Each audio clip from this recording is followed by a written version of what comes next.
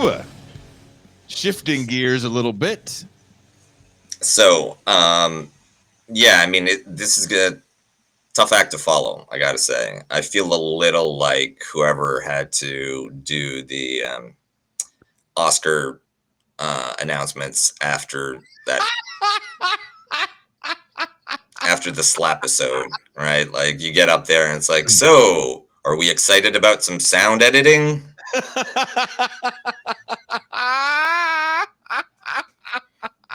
So, I wanted to talk about national conservatism as not an ideology, because that gets covered a lot, but as an organized international movement that's beginning to be institutionalized, develop its own um, circuit for speakers, its own institutions for incubating cadres and for propagating its particular ideological position. And should we be learning something from what they're doing? Precisely. Should we be learning from what they're doing? And also, should we be focusing less on the ideological um, posturing of our adversaries? For instance, you have people like Richard Spencer, who are out white nationalists, and they believe outrageous things openly, and they broadcast that, which attracts a great deal of attention, but also triggers a threat response. While really what you should be looking for may not be the ideological content so much as the institutional apparatus that determines whether or not that ideological content is at all relevant. Richard Spencer and that whole stream of overtly racist alt-right um, politics, it had its moment around the Trump election, but it has been ostracized from the establishment Republican Party, and it has failed to develop any institutions of its own. Um, Meanwhile, the National Conservative Movement, which, for to explain it briefly, it's European style um, ethno nationalism with a strong emphasis on tradition and conformity, hierarchy, with just enough of a welfarist statist orientation, so that you end up with a relatively strong state that can curb individual behavior, and some redistribution to permit the people who are considered to be living correctly, the correct type of people, to have families, reproduce, and stay with a sense of dignity and place. And there's different variations of it. Um, some are more religious, some are more ethno-national.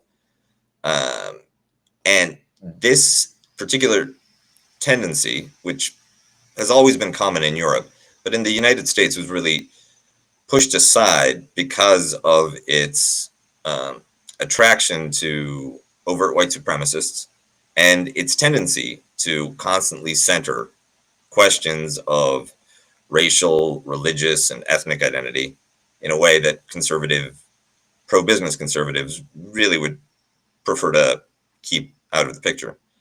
Um, that variant, and you can think of people like Pat Buchanan as both an excellent example of that ideology in terms of what he says, and also its marginalization. As long as he was useful, he had a place in the Republican Party. But when he tried to steer it in his ideological direction, the best he could do was as a protest candidate who won, I think, one primary against George H.W. Bush. After that, he was exiled from the Republican Party for years.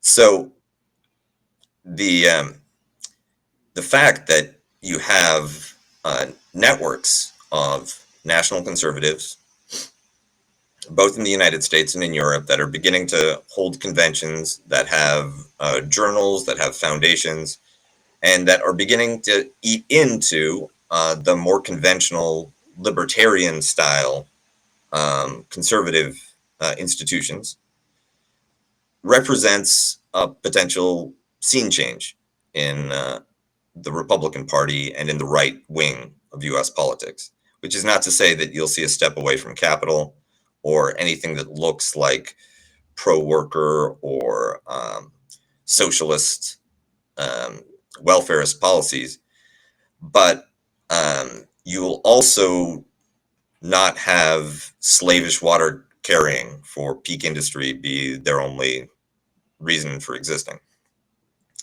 And the one thing that I found particularly remarkable about this development, and the reason that I talk about it is last week they had their European convention, National Conservatism in Europe, in Brussels. In November, they had the American one, which looks like it might be becoming a kind of NatCon APAC or similar political convention and decision point, an ideological decision point for the party. And it's that this is the same strategy that the libertarian and neoliberal wings of the Republican Party used to disrupt the post-war Keynesian liberal consensus. Friedrich Hayek and other neoliberal sort of free market fundamentalist economists, together with Ayn Rand and some very sympathetic billionaires, created the Mont Pelerin Society as a way to institutionalize that ideology and to begin to propagate it. First, going from conservative ideological outlet to conservative ideological outlet, but eventually colonizing all of those and pushing itself into universities, the media, etc., until, beginning in the 1980s, you have ideological hegemony from that side.